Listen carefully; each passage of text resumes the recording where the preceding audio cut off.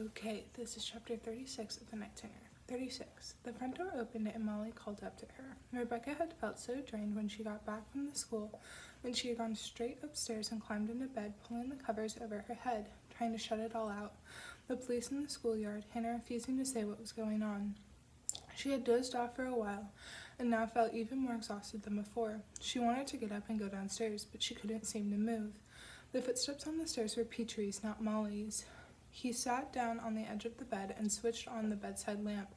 Rebecca turned away from the glare. "How are you doing, honey?" "How the hell do you think?" She felt like screaming at him. He must have been able to see it on her face because he stiffened and leaned back slightly. His entire body seemed to be quivering with indecision. Petrie glanced longingly toward the doorway, and Rebecca felt like screaming again, for him to go this time. But he composed himself and stroked her cheek. "Sorry, obviously I know you're not okay." In that moment, Rebecca hated him and all his goddamn awkwardness. Hers too. Petrie glanced over at the door again, and she really did think he was about to get up and leave. Instead, he turned back toward her. His eyes were far too close together, and his nose much too big for his face. No, he was nowhere near as handsome as Gabriel, and she hated herself for being so superficial. "But can't you talk about it? How you're doing, I mean?" "Why?" "Because I think it'd do you good." Sanja must have talked to Petrie when he went to pick up Molly, sharing her concerns about how Rebecca seemed to be doing, encouraging him to give her more support. After all, Petrie always did as Sanja said. Who would he even be without her? No one. At times it felt like Rebecca had married Sanja, not Petrie. "It hurts so much, I wish I could disappear. Is that what you want to hear, huh? Do you think I feel even a tiny bit better now?" "Please, keep your voice down." Petrie's words made Rebecca realize she had been shouting, and that started the tears flowing instead. At the fact that Joel was already gone. At the fact that she didn't know what to do. At the fact that she was being so unfair to Petrie. At least he was trying now. It wasn't entirely his fault in their relationship was the way it was. That they almost never really talked, that they only lived together to fool themselves that they weren't alone, that she had been having an affair with their neighbor for months.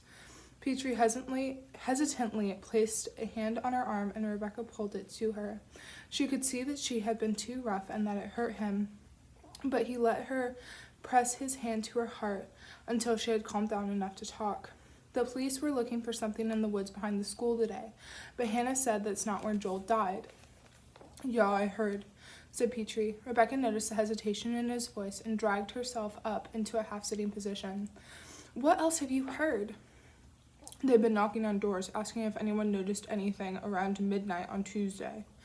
"What do they think happened then?" "I have no idea." The hesitation in his voice was still there.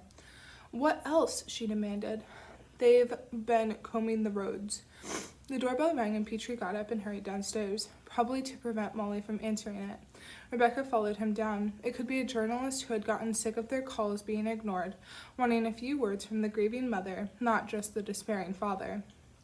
The police were the only people Rebecca wanted to talk to right now.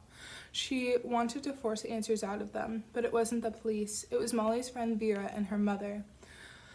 "I'm really sorry about your brother," said Vera, holding out a plastic tub. "Mommy and I made chocolate balls." Vera's mother peered through to Rebecca. "We were so sorry to hear the news, all of it. Vera asked what she could do, and this was the only thing I could think of."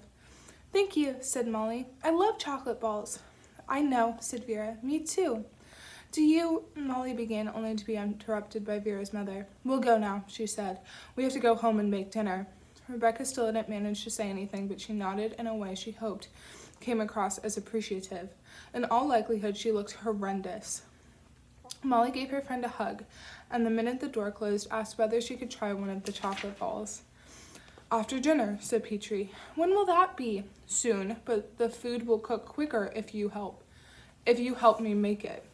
Molly seemed okay at the moment. Sanja had sent a few pictures of her during the day, all happy ones, but she had also written that Molly's mood seemed to be more up and down than usual, that she could be laughing one minute and crying the next. Had she finally understood that Joel would never be coming back? Rebecca still wasn't sure. Never too big a concept for Molly. Never was too big a concept for Molly. Molly and Petrie headed into the kitchen and Rebecca turned back to the stairs. The darkness of the bedroom was calling to her, tempting her with its false promises of forgetting, but she forced her body to follow what was left of her family instead, sitting down on a chair in the kitchen. Petrie had already started cooking, and judging by the ingredients on the countertop, he was planning to make mango chicken.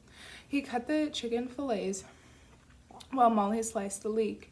A little too quickly for Rebecca's liking, but she didn't have the energy to say anything. Petrie glanced over at her, and the corner of his mouth twitched. He probably knew exactly what she was thinking, that Molly wasn't being careful enough with the knife. She smiled at him, mouthed, "Sorry," and he nodded. Words were everything in a relationship. She and Petrie had been living together for more than 10 years now, and they had so many shared memories. Are you hungry, Mommy? Asked Molly. Yes, said Rebecca. This time she really did feel like she would be able to eat.